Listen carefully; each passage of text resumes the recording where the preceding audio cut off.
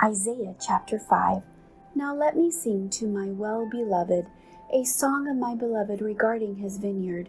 My well-beloved has a vineyard on a very fruitful hill. He dug it up and cleared out its stones and planted it with the choicest vine. He built a tower in its midst and also made a winepress in it. So he expected it to bring forth good grapes, and it brought forth wild grapes. And now, O inhabitants of Jerusalem and men of Judah, judge please between me and my vineyard. What more could have been done to my vineyard that I have not done in it? Why then, when I expected it to bring forth good grapes, did it bring forth wild grapes? And now, please let me tell you what I will do to my vineyard. I will take away its hedge, and it shall be burned, and break down its walls, and it shall be trampled down. I will lay it waste, it shall not be pruned or dug, but there shall come up briars and thorns. I will also command the clouds that they rain no rain on it. For the vineyard of the Lord of hosts is the house of Israel, and the men of Judah are his pleasant plant.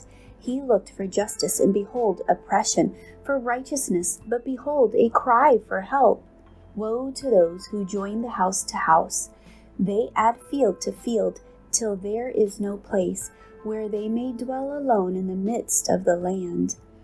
In my hearing the Lord of hosts said, Truly many houses shall be desolate, great and beautiful ones without inhabitant. For 10 acres of vineyard shall yield 1 bath, and a homer of seed shall yield 1 ephah. Woe to those who rise early in the morning, that they may follow intoxicating drink, who continue until night, till wine inflames them. The harp and the strings, the tambourine and flute, and wine are in their feasts, but they do not regard the work of the Lord, nor consider the operation of his hands. Therefore my people have gone into captivity, because they have no knowledge. Their honorable men are famished, and their multitude dried up with thirst. Therefore Shiloh has enlarged itself and opened its mouth beyond measure, their glory and their multitude and their pomp. And he who is jubilant shall descend into it. People shall be brought down, each man shall be humbled, and the eyes of the lofty shall be humbled, but the Lord of hosts shall be exalted in judgment, and God who is holy shall be hallowed in righteousness. Then the lambs shall feed in their pasture, and in the waste places of the fat ones strangers shall eat. Woe to those who draw iniquity with cords of vanity, and sin as if with a cart rope, that say, Let him make speed and hasten his work, that we may see it, and let the counsel of the Holy One of Israel draw near and come, that we may know it. Woe to those who call evil good and good evil, who put darkness for light and light for darkness, who put bitter for sweet and sweet for bitter. Woe to those who are wise in their own eyes and prudent in their own sight. Woe to men mighty at drinking wine.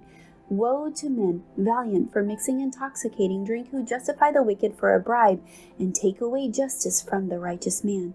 Therefore, as the fire devours the stubble and the flame consumes a chaff, so their root will be as rottenness, and their blossom will ascend like dust, because they have rejected the law of the Lord of hosts and despised the word of the Holy One of Israel.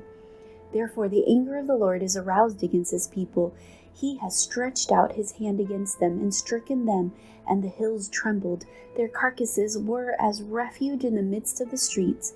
For all his anger is not turned away, but his hand is stretched out still. He will lift up a banner to the nations from afar, and will whistle to them from the end of the earth. Surely they shall come with speed swiftly.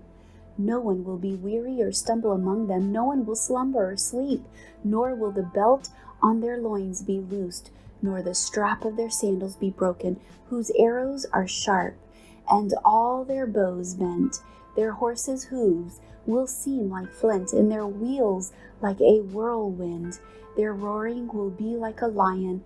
They will roar like young lions. Yes, they will roar, and lay hold of the prey. They will carry it away safely, and no one will deliver. In that day they will roar against them. like the roaring of the sea. And if one looks to the land, behold darkness and sorrow, and the light is darkened by the clouds.